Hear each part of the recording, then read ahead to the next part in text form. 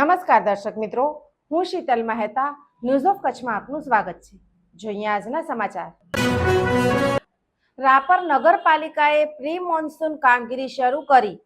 નાળા સફાઈ, પાણીના અવરોધો દૂર કરવા કામ થશે। દબાણો પણ હટાવવામાં આવશે। રાપર નગરપાલિકા દ્વારા શહેરમાં પ્રી મોન્સૂન કામગીરી શરૂ કરવામાં આવી છે। તિરુપતિનગર રોડ, રિંગ રોડ, સલારી નાકા, પ્રાગપર ચોકડી સહિતના વિસ્તારોમાં વરસાદી પાણીના નિકાલ માટે સફાઈ અને વહેણ ખુલ્લા કરવાની કામગીરી ચાલી રહી છે। નગરપાલિકા પ્રમુખ ચાંદભાઈ ભિંડે અને ચીફ ઓફિસર તરુણદાન ગઢવીએ જણાવ્યું કે વરસાદી પાણીના નિકાલમાં અવરોધરૂપ દબાણો દૂર કરવામાં આવશે, જેથી ગયા વર્ષની જેમ પાણી ભરાવાની સમસ્યા ઊભી ન થાય। સાથે જ શહેરમાં બોગસ મંજૂરીથી થયેલા બાંધકામોની તપાસ કરવાની પણ માંગ ઉઠી છે। ચોમાસાને અનુલક્ષીને પ્રી મોન્સૂન કામગીરી શરૂ કરવામાં આવી છે।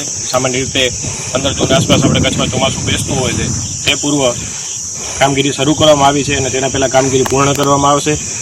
રાપરના વિવિધ વિસ્તારો સાથે સાથે વોર્ડમાં અને જ્યાં જ્યાં વધારે પાણીનો ભરાવ થતો હોય એવા એરિયામાં ખાસ ફોકસ રાખીને પાણીનો ભરાવ ના થાય અને નિકાલ થઈ જાય તે અંતર્ગત કામગીરી શરૂ કરવામાં આવી છે, જેમાં નદી નાળાઓ સાફ કરવામાં આવશે અને તમામ ગટરની ચેમ્બરોમાંથી સફાઈ કરી લેવામાં આવશે, જેથી કરીને ચોમાસામાં કોઈ તકલીફ ન થાય।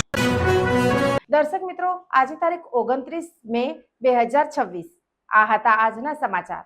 આવતીકાલે ફરી મળીશું, ત્યાં સુધી મને રજા આપશો। નમસ્કાર।